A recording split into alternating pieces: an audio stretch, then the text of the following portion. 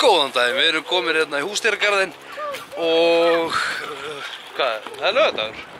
Það er laugardagur í dag, við ætlum að taka smá fjölskylduferð og skoða Húsdýragarðinn. Ég ætla að leyfa ykkur að fylgjast með. Setjum tónlistin í gang, akkurat.